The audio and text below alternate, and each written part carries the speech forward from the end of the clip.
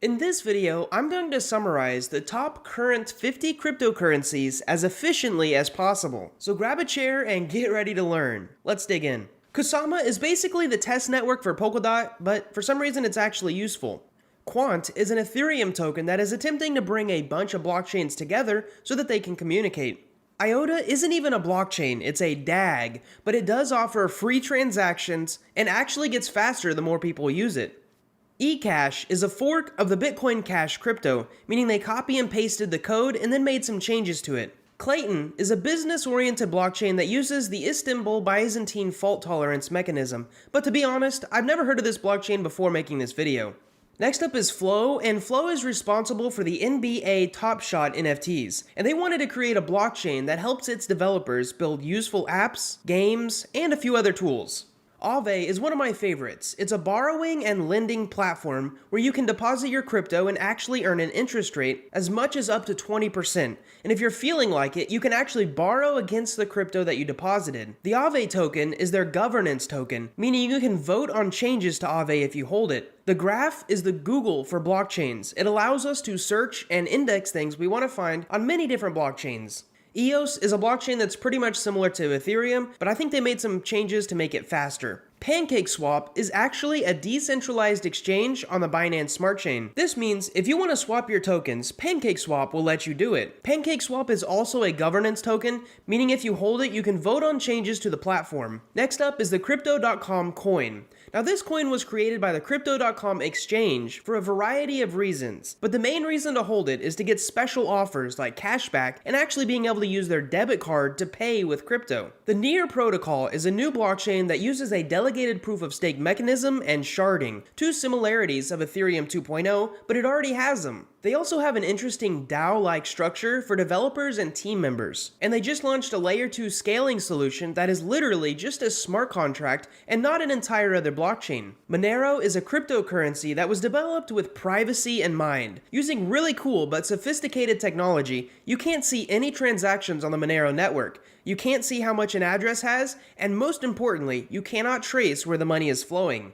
Hedera is a distributed ledger kind of like Bitcoin, except the code is actually patented and only Hedera can use it. It can do regular transactions, smart contracts, and apparently file storage too.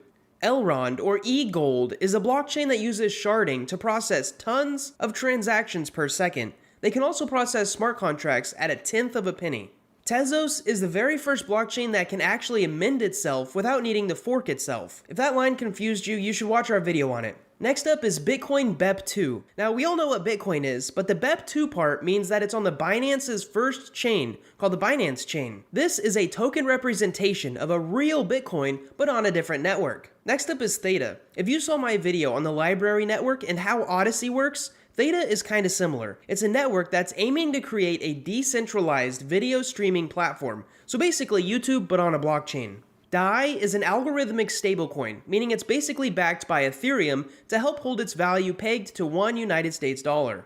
Phantom is another one on this list that's not actually a blockchain, but a DAG, and it has the ability to use Ethereum code and applications. Tron is yet another crypto focused on decentralizing the internet with their specialty connecting users and creators. This is a fun one. A while ago, the Ethereum community actually had a disagreement about something, and so the blockchain split into two different blockchains. Ethereum that we know today and Ethereum Classic. Technically, Ethereum Classic is the true, original, and more decentralized blockchain. Filecoin is a blockchain with the ability to store files, including pictures, videos, or anything else you want to store in the cloud, except you can do it anonymously and encrypted. The FTX token powers the FTX platform, which basically offers cryptocurrency derivatives like futures and super leveraged positions to its users. Axie Infinity is a play-to-earn game where you have these creatures that battle with each other, and if you win, you earn a token that you can actually sell for real-world money. This token is just another token in the game that you can use to breed new creatures and combine their abilities. Internet Computer, or ICP, is a coin that allows users to create digital assets like apps, websites, and other online tools. Cosmos is a cryptocurrency that powers other blockchains to scale and work together. There are many other blockchains built on Cosmos. For example, the Binance DEX and Terra are actually built using Cosmos. VeChain is attempting to replace the way current supply chains work by allowing manufacturers to track their product, maybe like an apple pie, from the orchard the apple was actually picked all the way to the bakery that the pie was sold in. Stellar Lumens is a cryptocurrency that allows its users to send cross-border transactions very affordably. If you had a list of cryptos with the lowest transaction fees, Stellar would be high up on it. Polygon is a layer 2 scaling solution for Ethereum, meaning it's an attempt to make it much cheaper and faster. That way you don't have to pay $150 to swap tokens or wait around 10 minutes on the Ethereum network. Algorand is kind of like Ethereum, but it already uses proof of stake and can process up to 1,000 transactions per second. Bitcoin Cash is a copy and paste version of Bitcoin with a few changes that made it faster. Binance USD is actually a token created by Binance that they say is worth $1. Litecoin is another copy and paste version of Bitcoin with a few changes that also make it faster. Moving on, we get to wrapped Bitcoin. Now, Bitcoin itself is a pretty simple coin, but you can't do much with it. However, Ethereum is very advanced. So wrapped Bitcoin is a token on the Ethereum network that simply represents a Bitcoin on the Bitcoin network. A lot of blockchains rely on real-world data, like other blockchains' price or temperature data, or even stock prices. And Chainlink is the blockchain that was created to be a reliable source of this data. Shiba Inu is a meme coin that gained a ton of popularity for many different reasons. You can check out my video on it in the description below if you want to see why it's grown so large.